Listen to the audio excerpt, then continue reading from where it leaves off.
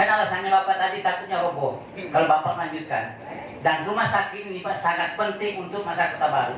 Dan ini Pak sudah berapa tahun? Sudah 10 tahun bilang teman-teman tadi. Ini perlu Pak. Dan saya minta juga kepada pemerintah daerah, itu bagaimana Pak supaya dibicarakan dengan perusahaan supaya bangunan ini bisa dilanjutkan.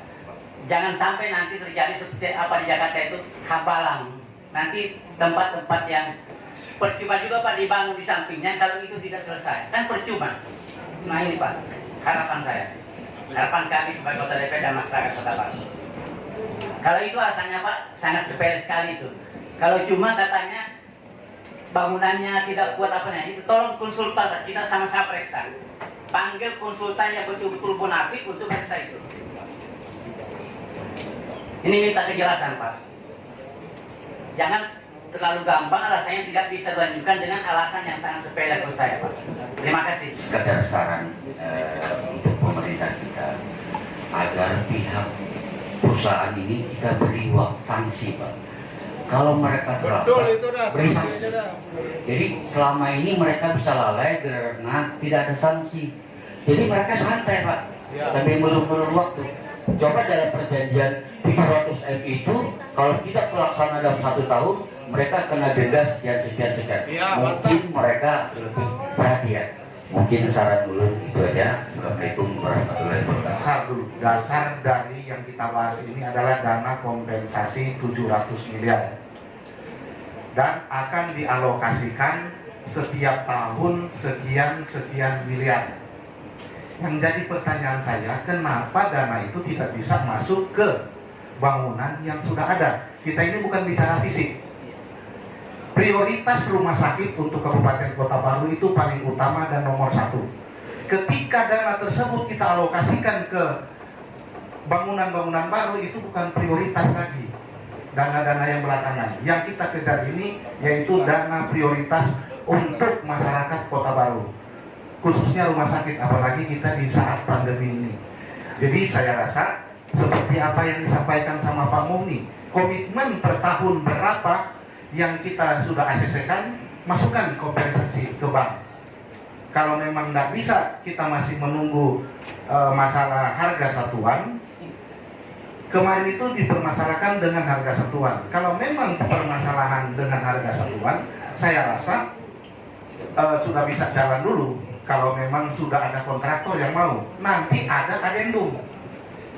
Perhitungan antara budget bangunan saya rasa lebih jago kalau dari SPC ini, Agung Sedayu Group, itu real estate mereka. Jadi saya rasa dari perusahaan ini sudah punya RAB-nya. Kalau kita ajukan itu tinggal perpaduan aja, mana yang kurang, mana yang penting kita sudah ada titik terang berapa yang di komitmen setiap tahun. Itu yang harus bisa di CCO lagi. Nah, yang paling saya sayangkan jangan jadi ada saranjana kedua. Cukup saranjana aja. Karena ini dana ini belum tahu ada apa enggak. Seperti yang dibilang tadi, kasihan kalau misalnya dari Dandim, dari Kodim itu sudah cut and fill sudah jalan. Pas datang kita ini cuma surga telinga aja, sampai habis batu baranya di sini, nggak terbangun lagi kantor Kodim, nggak terbangun lagi yang rumah sakit. Nah, jadi betul apa yang disampaikan sama Pak Muni. Tolong kita mau lihat dulu dana itu ada benda yang setiap tahun, mari kita masukkan ke bank. Kita jaga sama-sama. Kalau memang belum terakomodir di tahun ini, dana itu sudah ada di bank. Tinggal kita satukan dengan dana berikutnya. Mungkin itu, makasih pimpinan. Dan PTSTC tadi kalau saya tangkap seakan-akan di dalam forum ini berbicara asumsi bahwa keinginan masyarakat sebenarnya adalah bagaimana pembangunan kantor di Desa Sebingan itu tetap dilanjutkan. Dan sudah jelas itu juga tertuang di dalam OMNIU bahwa dana kompensasi 700 M itu adalah beberapa item adalah untuk melanjutkan pembangunan kantor Desa Sebingan. Namun asumsinya tadi itu tidak bisa dilanjutkan mungkin karena persoalan teknis. Sekarang saya bertanya, sudah adakah hasil kajian Hasil kajian kita harus ada hasil kajian bahwa bangunan itu tidak bisa dilanjutkan. Jadi kita bicara sesuai dengan aturan, bukan bicara asumsi. Saya minta supaya ada aturan yang jelas bahwa ada hasil kajian yang mengatakan bahwa pembangunan lanjutan kantor di desa Sebintan itu tidak bisa dilanjutkan. Saya minta hasil kajiannya itu. Jadi kita tidak bisa asumsi. Itu pertama. Kedua, sebenarnya sebelum RDP ini kami Komisi 2 sudah berkoordinasi ke Kementerian SDM terkait dana kompensasi. Kami mempertanyakan dana kompensasi ini karena dana CSR itu jelas tertuang di dalam undang-undang. Setiap perusahaan itu wajib untuk melaksanakan dana CSR. Nah, untuk dana kompensasi ini, apakah di dalam peraturan itu juga ada aturan hukum atau ada di dalam peraturan perundang-undangan? Jadi dari Kementerian SDM mengatakan adalah sesuai hasil diskusi kami bahwa pada saat PT STC meminta izin izin usaha pertambangan, itu dasarnya kan harus ada rekomendasi dari bupati pemerintah daerah. Nah, rekomendasi itu syaratnya adalah ada beberapa poin, salah satunya pembangunan jembatan dari Tanjung Ayun Tarjun, namun sekarang ini dalam perjalanan berubah menjadi dana kompensasi 700M. Pada intinya Kementerian SDM siap untuk masuk ke dalam sini untuk menyelesaikan permasalahan ini. Dalam hearing ini Kementerian SDM pimpinan agar kita nanti bersurat ke Kementerian SDM. Saya hari ini juga saya chat WhatsApp, saya juga sering berkomunikasi. Sebaiknya nanti DPRD mengirim surat resmi ke Kementerian SDM untuk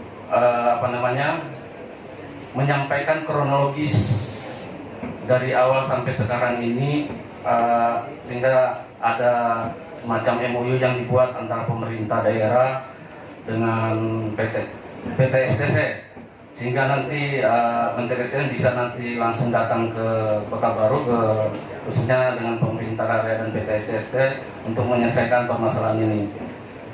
Jadi mungkin itu pimpinan, saya kira tadi saya sangat sependapat juga dengan Pak Sekda bahwa mungkin permasalahan ini tidak bisa diselesaikan ini, kita harus mungkin meneruskan ke manajemen pemerintah pusat. Jadi kita ada dua, nanti kita meneruskan ke pemerintah ke manajemen PT STC, manajemen pusat, dan juga nanti saya minta nanti kepada pimpinan untuk bersurat nanti ke Kementerian SDM terkait dengan dana kompensasi ini. Demikian, terima kasih. Assalamualaikum warahmatullahi wabarakatuh. Dan hal-hal yang dianggap bahwasannya kok bisa Dewan tidak pernah tahu ada pembangunan atau rencana kegiatan dan lain-lain. Ini kuncinya sebenarnya komunikasi kita yang tidak bagus antara eksekutif dengan legislatif, khususnya tim percepatan kawal kompensasi. Kalau seandainya komunikasi kita berjalan segala macam, maka mungkin RDP ini tidak pernah terjadi, karena kita pasti akan mencoba memberikan penjelasan kepada masyarakat, kepada teman-teman, baik itu secara langsung ataupun di media sosial. Ini liar semua jadinya, semuanya banyak yang tertuduh, ini itu apa segala macam. Bahkan mungkin Pak Sekda pun salah satunya bagian daripada orang yang tertuduh juga. Nah, intinya seperti itu. Artinya apa? Ini pengalaman. 2 kali kita bertemu terkait pembahasan kompensasi. Mudah-mudahan ke depan kita selalu menjalin komunikasi yang baik. Anggaplah kami, lembaga ini adalah lembaga yang terhormat, sehingga hal-hal yang teknis juga kami bisa menjelaskan kepada masyarakat. Contoh, kebakaran, kita juga tidak pernah tahu bahwasannya itu adalah CSR. Ini penting sekali juga Pak ya. Saya rasa itu saja pimpinan yang ingin kami tekankan. Kami tidak ingin masuk ke dalam sana. Evaluasi saja untuk kedepannya agar kita membangun komunikasi yang baik antara eksekutif dan legislatif. Terima kasih.